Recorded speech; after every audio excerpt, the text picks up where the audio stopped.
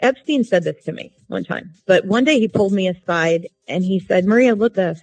You see all this? And I'm like, what? And he said, this room, all these decorators coming and going and all this stuff being, all this artwork and this beautiful furniture. You see it all? I said, yeah. And he said, I got it for $1. And this is the first time I heard the name Les Wexner. He said, Wexner gave it all to me. He'll do anything for me. When I called the FBI, I'm going to tell you what I told them. I said, I know this is strange, but I said, I have a report to make on someone that I've been working for that recently kidnapped me. And they said, who are you talking about? And I said, okay, well, his name is Jeffrey Epstein. And I said, and her name is Ghislaine Maxwell. And I said, but here's what's important. It also involves the Clinton family. It involves Bill Clinton for sure. It involves Donald Trump. And I said, but the most important one, and I said that he's the head of the snake, is Les Wexner. And they said, what do you think he is? And I said, he's Jewish mafia. And they said, what do you mean? And I said, what do you mean? What do I mean? Yeah, I said, what do you mean? What do I mean? I said, he's not Italian. He's Jewish and he's mafia. I said, I can't be any clearer with you. And they said, how do you know he's Jewish mafia? And then I went on to list everything that I'd seen that was just so creepy. Could you and how tell me what you told them about why you thought Wexner was part of the Jewish mob? Because that anything you can tell me there helps me build my case. I don't know if you read my background in Wexner in part 3 of my series or remember it, but there's definitely a lot of evidence pointing to him. Right. So there was this police report filed, and I think it was Columbus, about the murder of his tax attorney.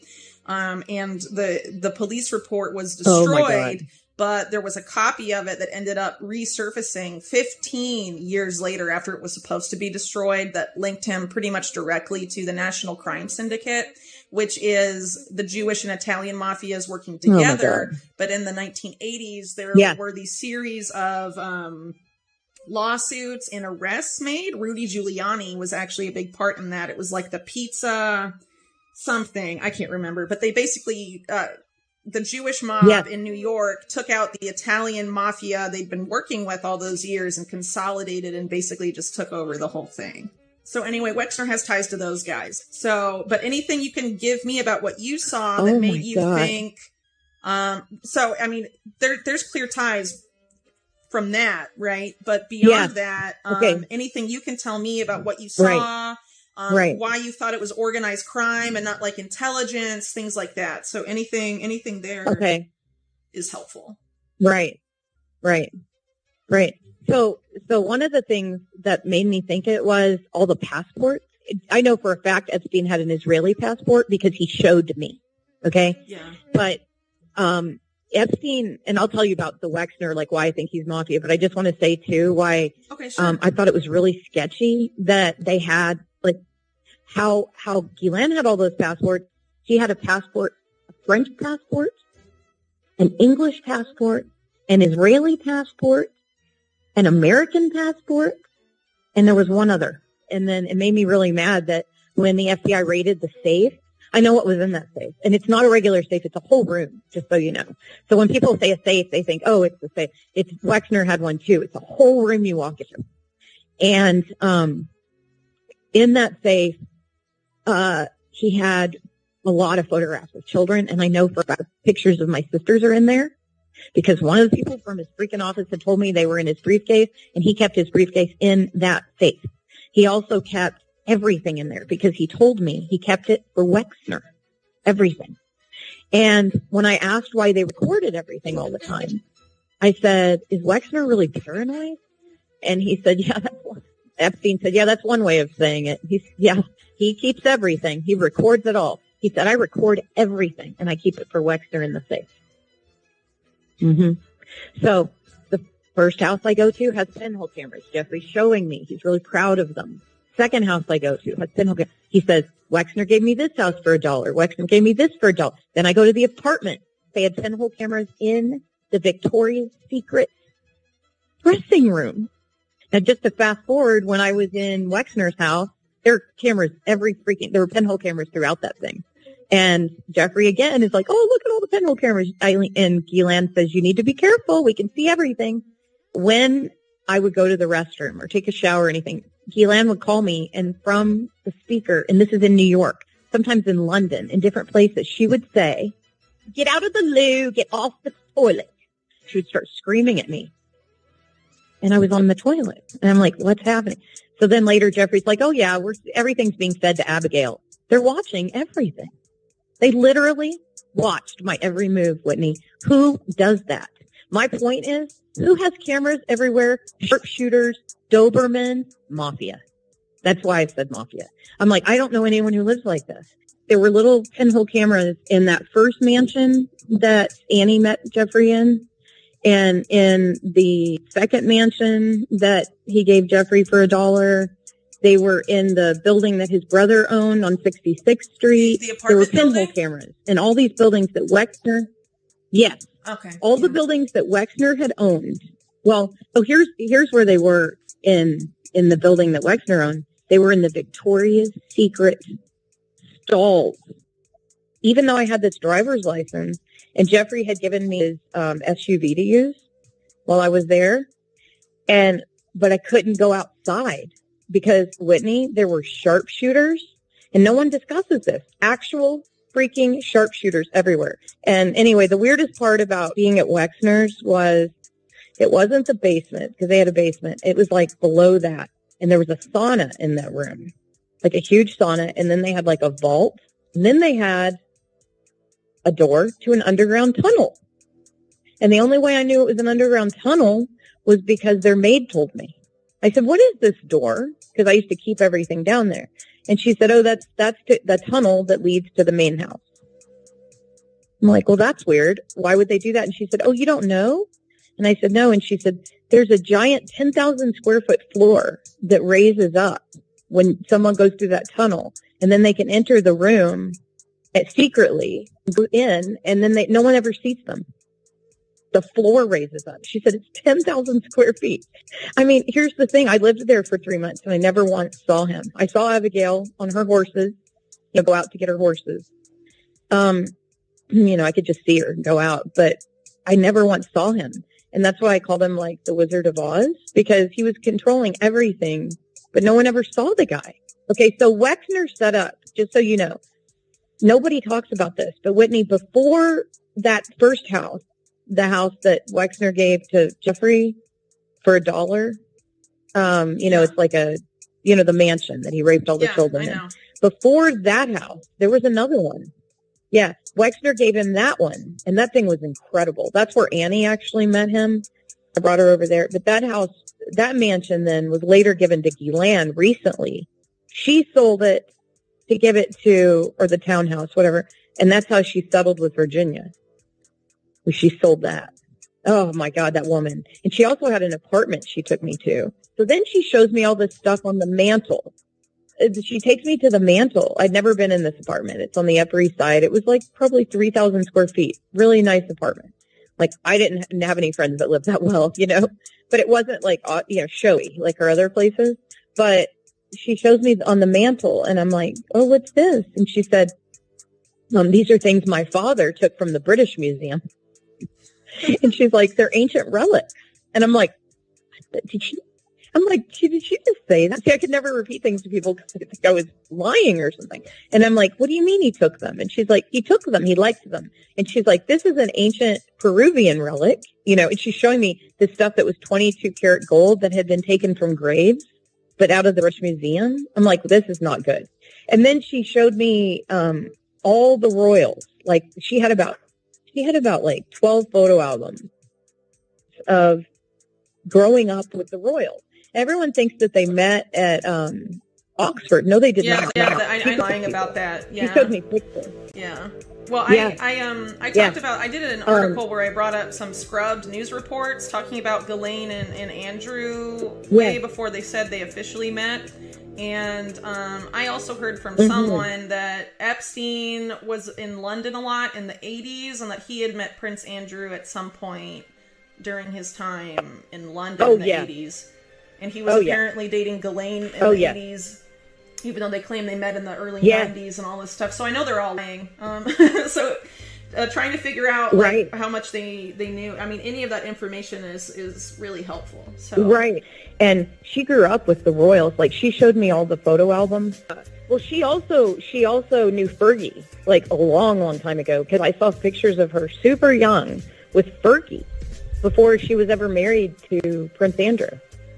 And I mean, it was weird. It's like somehow she knew a lot of these people. Now, she knew Prince Andrew when they were definitely she looked to be maybe 20 in some of these pictures, or maybe younger than that even, with Prince Andrew. And so I can date some of it by telling you that some of the photographs where they're all super young, they were making fun. I'm not kidding you. The pictures of Diana when she was just dating the prince, and Diana's in the corner crying in some of these pictures, and Ghislaine's like, look there, we made her cry. Isn't that funny? We hated Diana. That's what she said. And I was like, oh my God, that's horrible. I just don't think I have as many supporters in that environment than I did. Yeah. You mean within the royal household? They see me as a threat of some kind. Ghislaine answers to Wexner. I know that for a fact. So you think she answers more to that's how I knew he was Wexner than I don't know, like Israeli intelligence where her dad worked, right? Do you think she's more like under Wexner than? Right. No, I know she's Israeli. Yeah. Wexner is Israeli intelligence, 100%. And I believe that. I mean, there's no way it was just a sign. It was a sign that she would be under him, and I know that's where she got all of her funding to do this scam with Epstein. I know that. Well, the thing that's so gross is that the FBI is complicit. You're the only one who cares about how it all began. That's what's so important. That's where it is. I mean, that's where the real story is. I mean, that's how you find out how extensive it is. That's the story. Yeah, exactly. Yeah, and it's all out of Israel. I'm going to tell you what Ghislaine told me about her dad. Because, I knew her right after he died. Like, I think he'd only died, 2 years before. He died in 91. She was constantly grieving for him, right? She was constantly still in grief. And Epstein, so she would tell the story that her dad had Epstein protecting her. And I'm like, wait, what? This is weird. So she would say that Epstein was kind of assigned to her to take care of her because her dad, right before her dad passed away.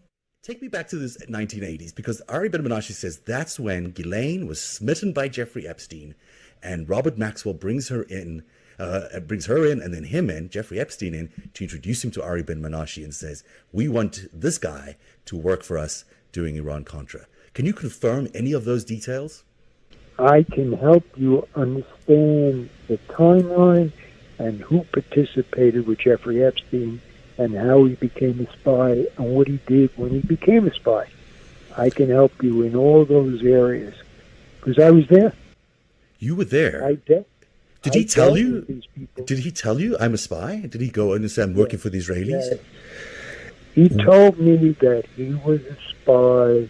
He was fully aware that I was asked to join to be a spy, and that I rejected the request. So Douglas Leese asked you to join them and be a spy, and you said, no, I don't want to have anything to do with that. I rejected the request of the spying.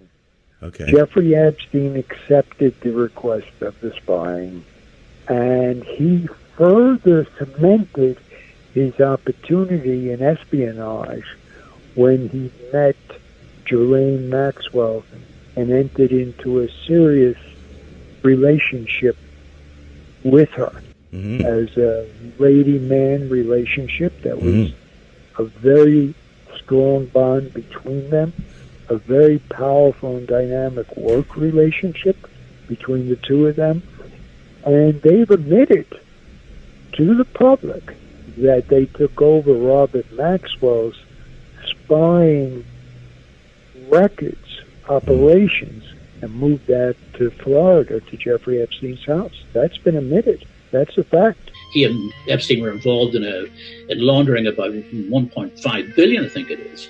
And Hoffenberg ended up in upstate New York in a federal prison. And he was there at the time that Epstein was in Florida being charged. So Ghislaine Maxwell had she was the glue. She was the Epstein fixer. was with Les Wexner at the time, right? Yes, he was. He was with people called the mega group. I mean, these group of big sort of businessmen who are linked to Israel. Some would say they're sort of the rich Zionists in America. But I think that if, as I believe, Epstein more than likely was connected to Mossad, she was too. And I think that she would have been used as the bait. My personal feeling, I think that she helped Epstein moved in that kind of direction.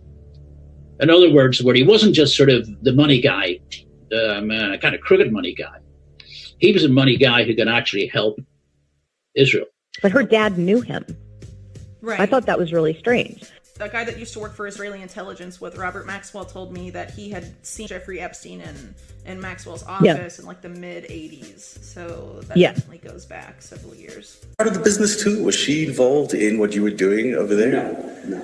But later on, she got involved with Israeli intelligence together with him. Right.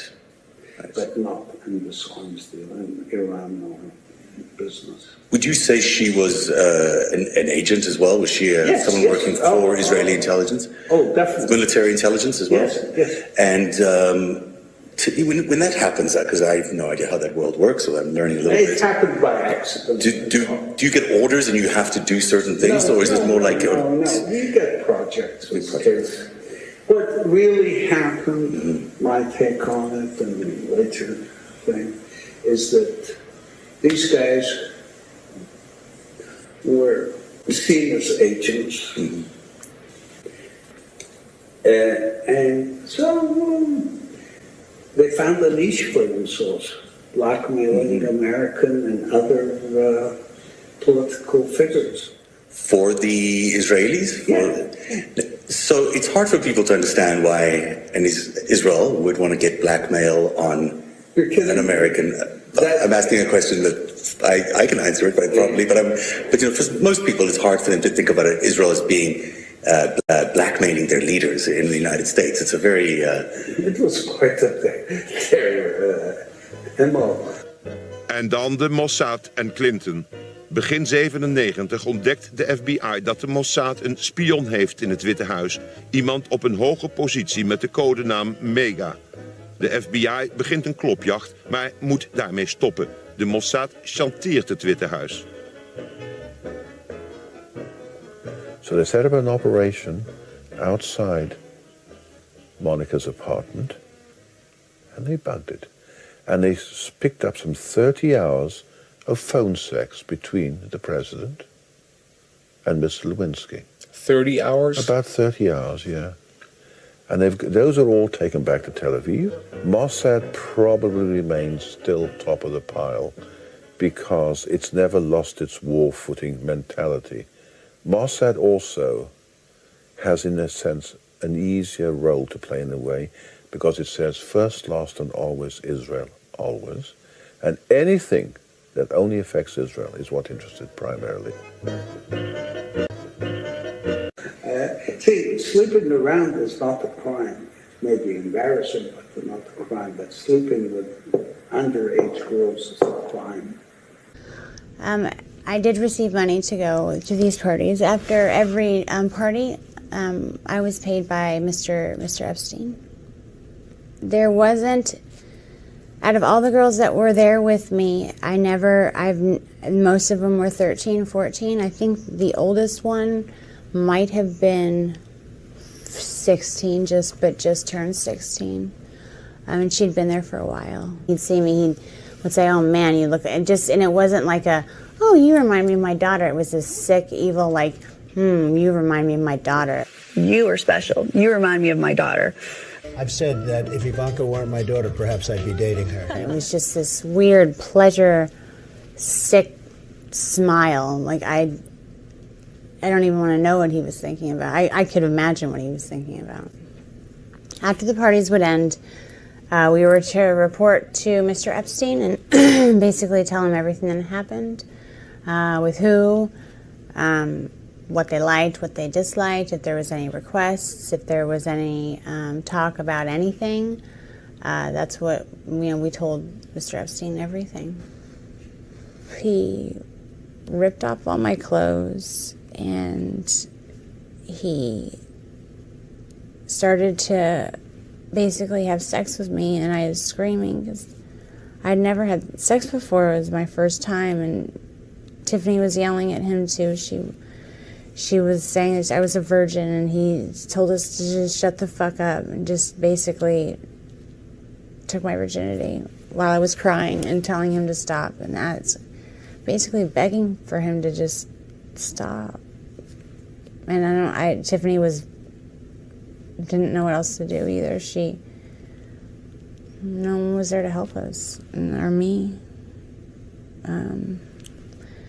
And so after the fact, he basically finishes it. It didn't take that long at all. But it was just, it felt like it was like 5.5 hours. It felt like it was an eternity. Like, I don't even know how long it was, but he was done, and I was crying, and Tiffany was consulting me, and she was, apologizing. She told me that she just never put me in that situation again. But he comes over mad because I was crying, and he said that I should be thankful that someone like Donald Trump took my virginity. Or he basically didn't say took my virginity. He said, I should be glad that someone like Donald Trump popped my cherry, and not some pimply little 14-year-old. And I just was like, what if I said, what if I get pregnant? Not even talking to him. I didn't want to talk to him. I was talking to Tiffany. And he said, well, you'll get an abortion then, bitch. And then just walked away. And I told Tiffany I needed to go home. He made sure these girls were underage. I have theories about who wanted him dead. Probably there were quite a number of people in the States wanted him dead, but I would think mainly the Israelis. Mainly? I mean, when you look at it, they have the most to lose from all of this coming out. Because you really didn't want the stories to come out about how they were blackmailing American politicians. No. Yeah, it's true, because Ghislaine's thing that she told me was that he was assigned to her to protect her because her dad had died. And I'm like, who assigned you? You know what I mean? Like, what does that mean? And when she was showing me pictures of her dad and crying over them, I had to sit with this bitch all the time and go through photo albums. And I know her really well. And I know how she operates. And that's why I'm so afraid that she's still on the loose. And I know who's taking care of her. I know it is the Rothschilds. I know it is. And I'll tell you how I know. Because Lady Rothschild is ready to kill me. Because she's best friends with the Rothschild? He's going to sue. Is this who you're talking about? Lynn, yeah, Lynn Forrester. She's calling me a liar because she's saying that she set Dershowitz. See, I saw Dershowitz coming in and out of the house. Yeah, she introduced Epstein. She's saying Dershowitz, it's not possible. She claims that anyway. She didn't. Yeah, she did not. She did not. But she wants to think so. So their story is that she introduced them as a gift from Wexner, because every year Wexner would give a gift to Epstein, and this year he's such a wonderful gift, Dershowitz. Look, I was introduced to him by the Lady Rothschild. So she gave him as a gift, But anyway, she said to me, he was assigned to me to protect me because my dad died. And I was like, I don't understand this. And I said, well, what happened to your dad? She said, those cunts pushed him. And I thought she said off the baby Ghislaine. So for years I thought it was the lady Ghislaine. She said those cunts pushed him off of the baby Ghislaine. People who knew him at the time, who worked with him, have said to me, Robert Maxwell thought he actually owned the Mossad, like he owned newspapers, everything else. That he'd bought them with his millions of stolen money he was feeding to them and so on.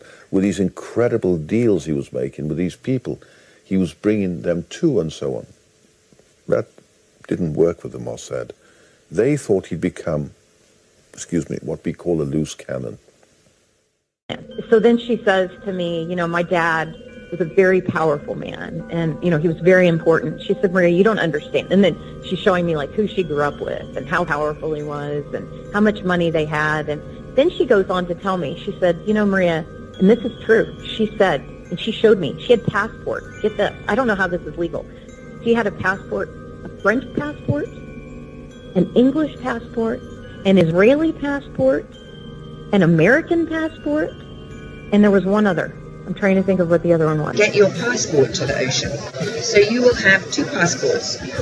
And I was like, I thought you were only allowed to be citizen, like, of 2 countries or something. I didn't know. And she's like, oh, no, because of my dad. I'm a citizen of all these nations. Later, when she was talking to me about something one day, she said that the Rothschilds were the greatest protectors of her family. And she wasn't talking about Lynn Forrester, by the way. She was talking about the other ones. Yeah. His Majesty's government view with favour the establishment of Palestine as a national home for the Jewish people, and will use their best endeavours to facilitate the achievement of this object, it being clearly understood that nothing shall be done which may prejudice the civil and religious rights of existing non-Jewish communities in Palestine, or the rights and political status enjoyed by Jews in any other country. I should be grateful if you would bring this declaration to the knowledge of the Zionist Federation. Yours, Arthur Balfour. And here it is, the Balfour Declaration. What do you feel when you see it here? I genuinely feel it's one of the most extraordinary moments in the history of the Jewish people. If you think it took 3,000 years to get to this, and then you say, how did this miracle happen? It's the most incredible piece of opportunism. The people that are in her, yeah. Well, and Lynn she Forrester said they're the greatest. They've always been the greatest. Rothschild family, and that was in like the late '90s, early 2000s. So yeah, if she was talking about this to you before then, it was she through. definitely didn't mean her. Yeah, no, it was through Ghislaine. I mean, it was that Lynn Forrester, I believe. Didn't she hook up through them? She I met the Rothschilds Evelyn de through Rothschild, who's her husband, through Henry Kissinger, I believe of Bilderberg. Yeah. I believe of Bilderberg. Yeah. Both of Kissinger. Okay. Yeah, of course. Clinton has a very warm friendship with none other than Lynn Forrester de Rothschild. You know Lynn of the infamous Rothschild banking family. She was introduced to her Rothschild husband by none other than Henry Kissinger at none other than the 1998 Bilderberg Group conference. For real, that is how Lynn became a member of the Rothschilds family, a family who has been under scrutiny for centuries for using their banking wealth to control the outcomes of wars and massive global shifts in power. You don't get more establishy than Lynn Rothschild. The other thing about Wexner is, I'm sure you know this, but this is something I noticed when Jim and I drove through, Ohio. As soon as you cross into Ohio from Kentucky or wherever, you get the first building you see is the Abigail Wexner Center for Women.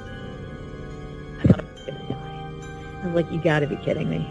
And then their buildings dot the whole state. So no matter where you are, you see Wexner this, Wexner that. But then when you go to the bathroom, especially as you get close to Columbus, there's human trafficking signs everywhere, Whitney, everywhere.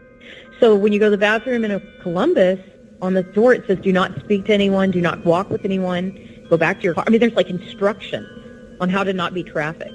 Reports of human trafficking in Ohio are on the rise, according to a new report at the Polaris Project, which works to prevent human trafficking. It's happening all over the country. The state of Ohio, in fact, ranks 4th in the nation. Right here in the Buckeye State lies an underworld burning with sex and prostitution. Ohio, actually, in the United States, ranks as high as 4th in terms of the most prevalent use of sexually trafficked people. In Ohio, we see the average age of entry into sex trafficking to be about 15 years old. And I'm sorry, I don't believe in coincidences at all. I don't believe in them. And years ago, when I was in hiding, I was listening to this show, and it said, did you know that all human trafficking begins and ends in Columbus, Ohio? Isn't that interesting? And I'm like, what? I had no idea in Columbus, Ohio. What? So human trafficking from the United States, even if they get the kid from Phoenix, before they take him to Mexico, they go to Columbus. What are the chances? I mean, he owns Columbus, and it's the hub. Now, it's not the number one. L.A. is the number one center for human trafficking now, but at the time it was Columbus, and it's still Columbus is number 3. It's not the third biggest city, and it's also the place where they all go.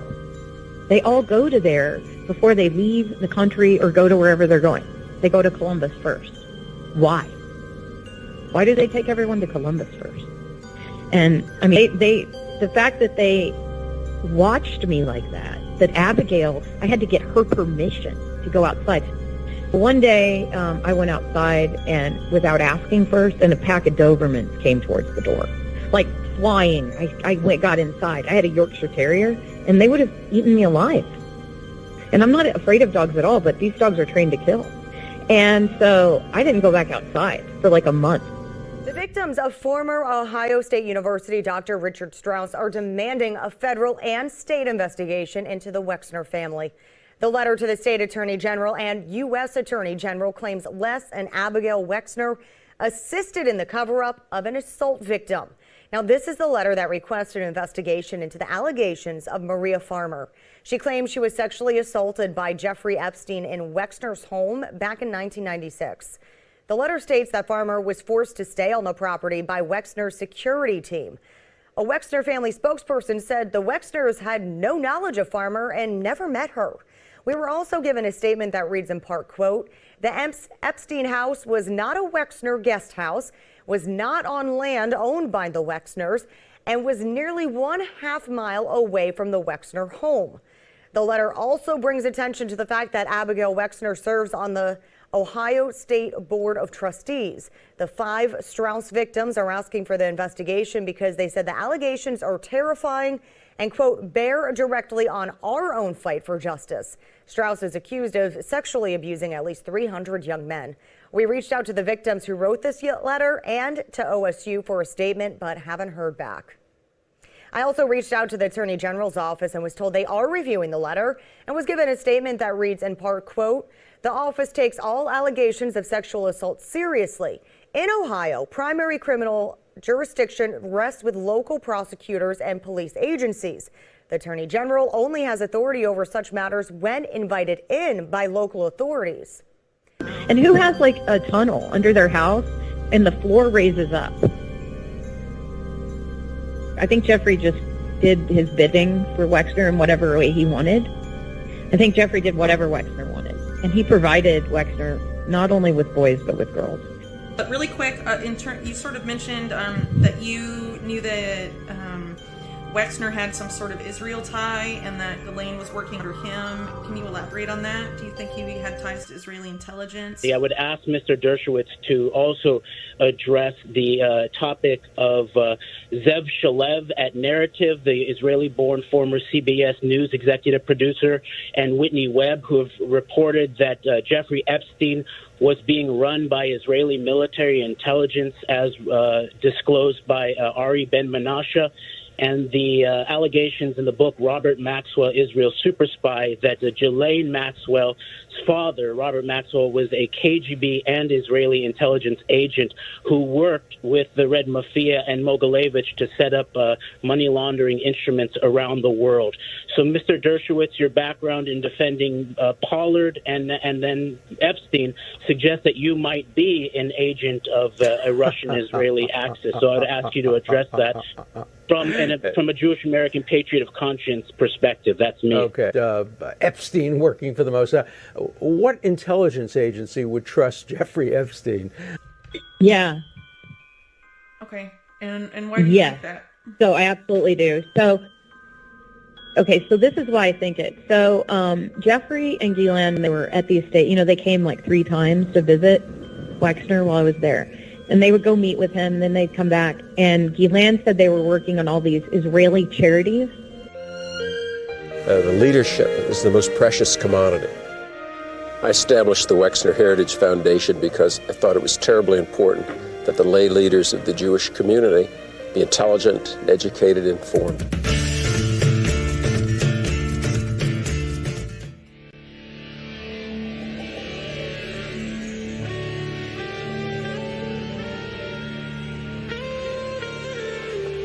Going to Israel was the highlight of the entire Wexner experience. The key to the future of the Jewish people lies in the creative and thoughtful and respectful interchange between Israel and Jews in the diaspora. For students and for, Jewish people. Mm-hmm. And I remember thinking, oh, that's weird. And she was like, you don't understand our loyalty to Israel, Maria. You don't understand our loyalty. She's like, unless you're a dual citizen, you just don't get it. She's like, your people could never understand. She would say, my people, your people, the chosen ones, all that bullshit. It's just unfortunate that all the Jewish people I met also happen to be pedophiles that run the world economy, So it gives you like a bad taste in your mouth. Like, oh, they did a number on all of us. We've all had a hard time with, like, a lot of it because of the abuse. So it's hard to not then go, all these people are like this, when it's not true. Not all of them. Just a huge chunk of elites are like this.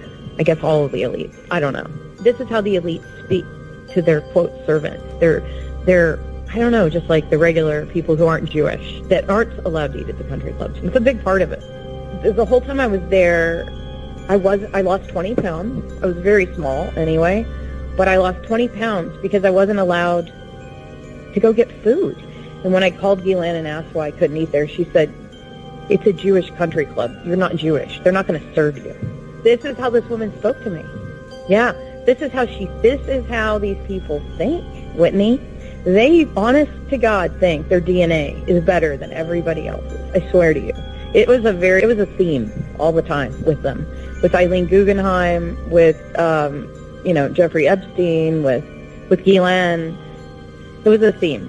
Jeffrey was a lot less horrible than Ghislaine as far as a human being, like just being around, because she was raping just as many children. So the country club, you weren't allowed to go because it was only for, people of a certain religion Jewish and people. Ethnicity. Okay, so that's religious. Unfortunate. Wow. I mean, they could cut you down, and it was so morally devastating.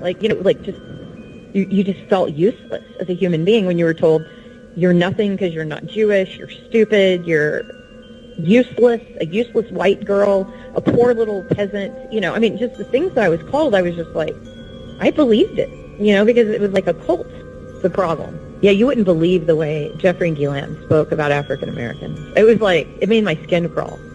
Anybody who was not Jewish, and you're right about this, but the way they spoke about them, it was really horrifying. And it showed me a great deal about how these people truly believe that they're chosen to do something here. I don't know. It's unbelievable to me. I mean, and it was every one of them, the way they spoke. And one time I heard Isabel say to her mother, Eileen, Mommy, why do you call Maria a nobody? And she said, honey, Isabel, Maria is not a Jew. She is a nobody. Wow.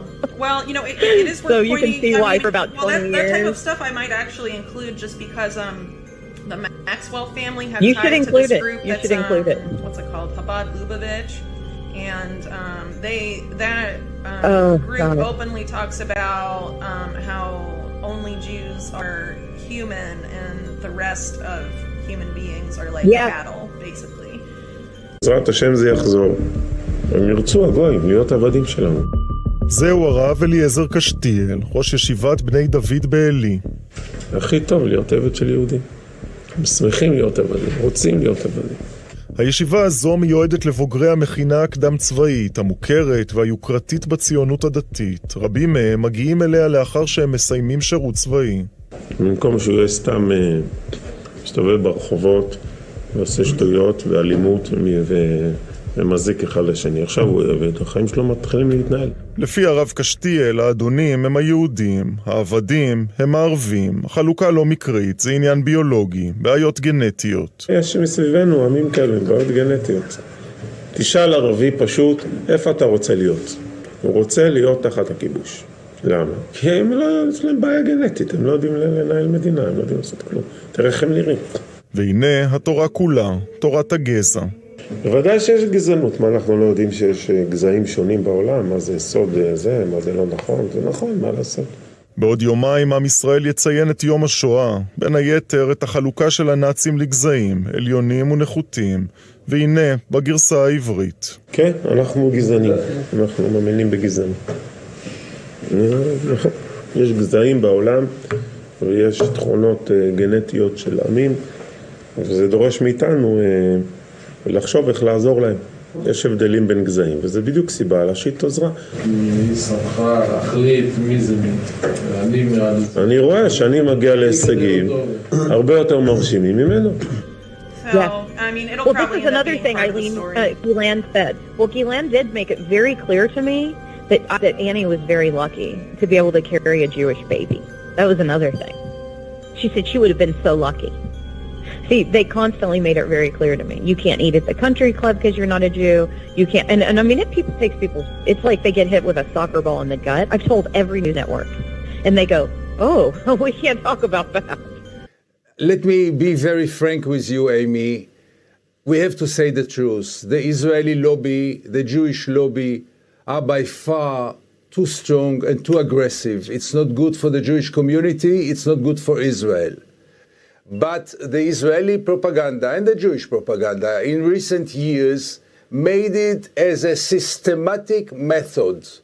Whenever anybody dares to raise questions or to criticize Israel, he is immediately and automatically labeled as anti-Semite, and then he has to shut his mouth, because after this, what can he say? Yes, it is legitimate to criticize Israel. Yes, it is legitimate to raise questions, and this does not mean that we are anti-Semites. We are not ready to play this game anymore in which they shut our mouths with those accusations, which in most of the cases are hollow. Well, I saw the other day a congressman say that nobody should question the relations between the United States and Israel. Excuse me?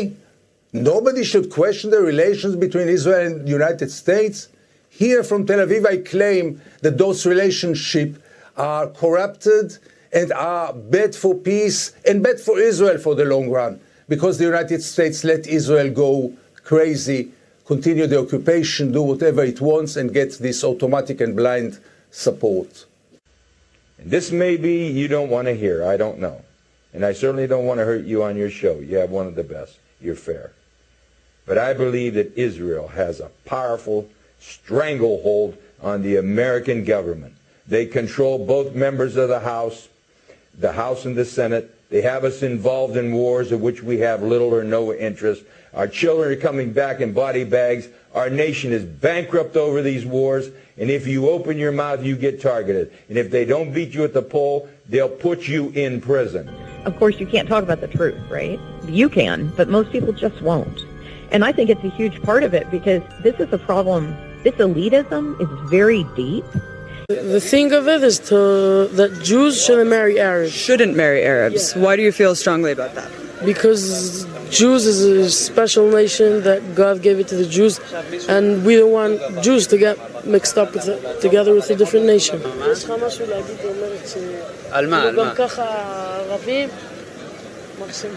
אוקיי, בסדר בעברית? פשוט מאוד, צריך להיכנס לשטחים, וכל מחבל שעושה פיגוע צריך להרוג אותו, צריך להרוג את המחבלים, ואז הם יפחדו ולא יעשו לנו בעיות, והכל יהיה בסדר. הם יהיו בכפרים שלהם, אנחנו נחיה פה, לא צריך להיות ביחד, והכל בסדר. And these are the people pushing racism. But I know a lot of Jewish supremacists, they're all elite. And they're all connected. And they're all in big groups. And they are the biggest supremacists I've ever met. I'm there to put terror on people in Palestine. I'm there to police every minute of their life. I'm there to take their life and control it, to go into their houses in the middle of the night, to arrest them, children, adults, women, young men, take their life sometimes, responding to protest, to any resistance, to us, with a very, very hard violence, with rubber bullets, with of course not rubber, but real bullets, just covered with a little bit of rubbers, or tear gas canister, or sometimes live ammunition that will take the life of one of the kids in Hebron at the time that I'm there. I'm later, after his life was taken, as order to make sure that nobody from his family getting out of the home to the funeral, make sure that everybody is under curfew because the Israeli army is afraid of revenge of the family and the relative. So I'm there making sure that the family does not leave the house. And as the father come out to understand what's going on, we arrest them. And when the mother of the child that our unit killed just a night before that, coming out and starts screaming at us in Arabic, in words that I didn't understand at the time, I could understand every word she was saying, because her screaming was exactly like the screaming of my grandma when I was growing up and she was dreaming on Auschwitz. Quote, I was ready to throw a brick at her head and kill her. In my opinion, all the leftists are Israel haters. Those people have no place in our country, both the Arabs and the leftists. Iran, as someone who grew up in Israel, is this type of sentiment more common than not? Yes, of course. The Israeli society is very much in a national identity, is very much in a fascist identity, but we need to ask ourselves the real questions, like why is that? Why is nobody talking about what is the interest to stuff like taking more land from Palestinians, or grabbing more settlements, expanding the settlements, or attacking in Gaza like the last offensive, the last massacre. The beneficiary of this situation are not the Israeli public, it's not the kids in the school, it's not the fascism in the street. The people that really, really get something out of it is the people that run the country. And not only Israel, also here in the US and people in Europe. And the things they said about black people made me cry, honest to God. It made me sick. Likud Member of Parliament Mary Regev stated from the stage of an anti-refugee rally, the Sudanese are a cancer in our body. Interior Minister Eli Yishai claimed that African refugees were raping many Israeli women, who do not complain because they don't want people to know they were also given AIDS. I was like, I can't. And they make it very clear. They made it very clear that I was a servant because I was white. I was a white servant. כל הגויים שאתה רואה שיש בעולם, המיליארדים האלה, הם הכל רק בשביל שהיהודים יהיה להם איזה תועלת. אנחנו לא רואים את זה, אנחנו לא יודעים בדיוק. היות ואנחנו בגלות, אז אוטומטי עדיין הם מאוד לא משרתים אותנו לגמרי, רק חלקית. כל אחד יהיה לו, אז כל אחד יהיה לו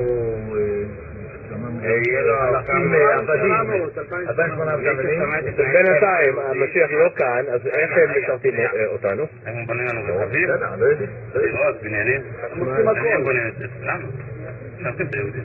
אבל יש גם יהודים שעושים את זה. Yeah, it was made very clear to me. No, you're just a servant, you're white. And I'm just like, let me tell you something, if I walk out of here not, at all racist, it's a freaking miracle, because I'm still, I struggle every day with it. I'm like, oh, I was so abused. It's just, I guess it could have happened from any group, but because they're the ones that happen to control the world, it's hard. It's really hard. Like this specific group, of elites. And the other thing that pisses me off is this whole anti-Semitic BS, because they called Bernie Sanders anti-Semitic. Oh, you know yeah, what I mean? Like, when is it going to end? Sanders an anti-Semite. I think he tolerates anti-Semitism. It's done over the years. I've interviewed Bernie Sanders many times. I've never heard him make an anti-Semitic comment. And then Alan, he's Jewish. So is Norman Finkelstein. So is Noam Chomsky. So is Gilad Atzmon. Some of the worst people in terms of not promoting Jewish values are Jews. That's no excuse. Karl Marx was a Jew, at least a Jew by heritage. So that's no excuse. Like it's out of control. Plus, and the whole I'm really one of my best you friends. You can't say that, even though you just mentioned that what Ghislaine told you, right? And Sheldon Adelson, he's on video saying all I care about is being a good citizen of Israel, and he's the top political donor in the United States. I am not Israeli. The uniform that I wore in the military, unfortunately, was not an Israeli uniform. It was an American uniform. All we care about is being good Zionists, being good citizens of Israel. So the fact that you're not allowed to talk about it, I think, is very troubling, right? So, but anyway, I want to go back to some of what told you about at least like intelligence stuff and what you heard about like Israel and Israeli intelligence. Well, let me tell you what she said about her dad. That's right. Mm-hmm. Yes, she said about her dad's funeral too. She told me, she said he was such an important person for Israel that they gave him a state funeral, and she went on and on and on about his funeral ceremony, and she showed me pictures of like what a big deal it was. And she said they murdered him, that Israel murdered him. She said the CUNPs murdered him, as she's telling me about this. So like she's saying Israel murdered their assets. They do that. I don't know. That's what she believed. And yeah. Now, why do you say that Ghislaine would have been involved with Mossad, considering what happened to her father? Well, people said she was one of the Maxwells who felt that her father was murdered, but they all suspected that there was a case of murder. I thought after like talking to Chef Andy that he jumped off the boat, because Chef Andy was like, Maria, that guy was the biggest criminal in history in London, and he had stolen so much money that I think he jumped. And this memorial in Jerusalem proves it. Lonely, burdened by debts, and facing exposure as a fraudulent bankrupt, Robert Maxwell retreated during his last days into memories of his childhood and origins. And I was like, oh, okay. Because, you know, this is just his opinion. But Andy knew all of them. He knew Wexner before Wexner and Epstein were working together. So that's why he's the Holy Grail, I'm telling you. I'm going to send you his photo and his information. If you can get that guy to talk, oh my God. But anyway, he's Jewish too. I was the only like non-Jewish employee. That was the other thing. They wouldn't have people around that weren't Jewish. It was really weird. Like they go to the only people. Now, of course, all the people they raped were never Jewish. You know, that was like another rule, I think. I mean, maybe it wasn't a rule, but it seemed to be. But the children were never Jewish. You know, just the employees and like a lot of like Leslie Groff and those people, you know, that they had around. Were usually, like, they trusted each other, but they don't trust people outside their network. So it's not just that they're Jewish, it's that they're connected. I mean, it's so obvious. You know, I know she's in England with the Rothschilds, and I have never been wrong about one aspect of this case, Whitney. I have never been wrong about it. And she's not in Israel. She is in England, and I know she's being protected by that evil monster family. They did definitely want to kill me for a long time, and now I'm like, not that important to them, but I'm not a very good thing for them to be, you know, to be speaking out. Oh my gosh, that woman is the most dangerous asset for Israel that you can even imagine. I mean, she is so dangerous. By 1995, they were full-time, she was full-time, what she called the lady of the house. And she was full-time getting children for him. Full-time. I mean full-time. And the other person who was always going around with her, this is really weird, Donald Trump's ex-wife, Ivana, was always in the car with her. I mean, constantly. No one, not one news organization will mention that. I want Ivana Trump to explain herself. That big old cow. Explain yourself. Why were you going out acquiring children with this woman? Because they'd come back and there'd be a pile of kids. Wow. And that woman is awful, that Ivana Trump. She was in they would go, what would happen is she'd say, I'm going out with Ivana, and she would say, you know, Maria, come along. And I would ride in the limo, and the driver knew what they were doing. We would go in the limo, and she'd be chatting with Ivana, and then she'd go, oh, wait, hold on, I see someone. And she'd run out and, like, talk to a child and exchange information with them, and then come back. And then that child would be, like, the next day at the house. Victoria's Secret. I asked her about 10 times because I have OCD. And if I don't understand something, I'll just keep asking it. And so I would say to her, why are their children modeling for Victoria's Secret? They don't even have breasts, you know? And she's like, oh, no, we need nubiles for Victoria's Secret. We need that was the word she used constantly, nubile.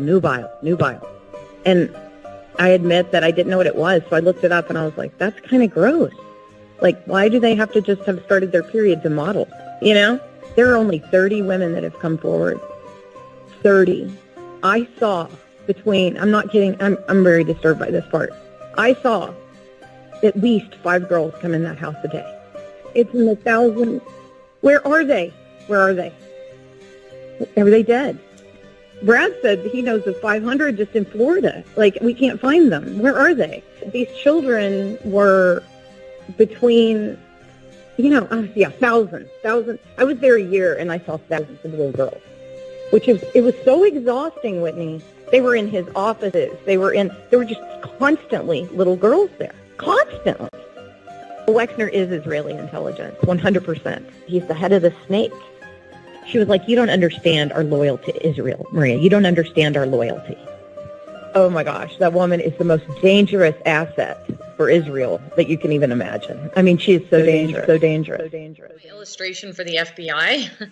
And it shows all these perpetrators, and it's based on Bosch, a painting, from long ago in the 1500s. It's based on a painting he did called The Garden of Earthly Delights.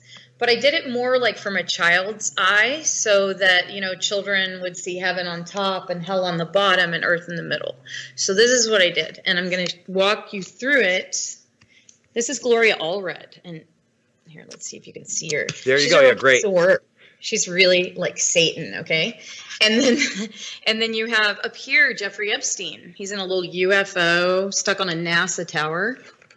But I'm just going to walk you through this slowly. And you can see some of the perpetrators. And Alan Dershowitz, he's not wearing his underpants, Alan Dershowitz. And the lawyers, okay? Here's, can you see Abigail Wexner? Oh, I can. Okay. And the head of the snake here, you see him? Yes, and Ghislaine Maxwell right behind. Yeah, Ghislaine. We have some other really big heroes here. And then we have some really gross co-conspirators. Just going to go through those. Is that Bezos down there? Elon Musk. What a piece of crap. Look at him. Oh, how funny. And then here you have Donald Trump, Sarah Kellen. For some reason, something weird came up on my screen, so... I don't know what that is. Okay, so anyway, I hope you can see it all. Everything's looking great. I made him a very little man, Donald Trump. I'm going to tell you why. I met him with Jeffrey Epstein, and this man, Bill Clinton, came to visit Ghislaine Maxwell and Jeffrey Epstein at the estate. This is someone who doesn't count. And so anyway, we just have some, an illustration for the FBI, because apparently they can't follow verbal cues. So I wanted to help them a little bit. Yeah, they can't follow evidence, names, numbers, associates, time frames. All those things seem to be void when it comes into an investigation of their overlords. Because if you look at the history, it becomes really clear that Epstein was part of this larger network of sexual blackmail operations that have existed in the U.S. since the 1920s that trace back to this national crime syndicate. Even though he was working for Israeli intelligence, the mega group is that same syndicate that's been using sexual blackmail to control politicians since the 1930s, really. And this is, the consequences of the impunity for those people, if they've been doing it since the 30s, they're doing it now. It's not something that stops with Epstein, basically. So it's really important to understand how we got to Epstein in order to understand the significance of that scandal, right? Because there are ties between this Epstein, the Epstein network. There's ties to the Franklin scandal. There's ties to the sexual blackmail operation of the White House call boys that was run by Craig Spence. In the 1980s. I mean, the ties are just very extensive, and a lot of that history has been forgotten. And I think people, need to realize how deep this goes in order for us to be able to identify where this type of behavior is really coming from. And it's coming from the fact that our intelligence agencies have been in bed with organized crime for decades and decades and decades. And us, even though intelligence agencies say that they're here to help protect us and it's about national security, they themselves operate as organized crime syndicates. The CIA is an organized criminal organization. They do drug trafficking, human trafficking, gun running, you name it. Just look at Iran-Contra. There's numerous other scandals of the CIA doing stuff like that, right? Their currency is secrecy, and it's blackmail. And it's not just the CIA that's like this. It's Mossad that's like this. It's pretty much every intelligence agency on the planet. In the U.S., the CIA and the intelligence apparatus in a big way is really the real government. If you look at, Kennedy and all the presidents since then, whether it's Democrat or Republican, not much changes. And that's because the real power in the U.S. does not lie with who is president. It lies with these organized criminals that rule over us. And this is crucial to understand so that people stop buying into the left-right paradigm. It is fake. Both parties are controlled by these same people that were really behind Epstein and all of this mess. And this is who sets policy. And until people start to realize this on a massive scale, we will be just walking further and further into this nightmare that these criminals are creating for us. They've been involved in our stealing our technology for many, many years.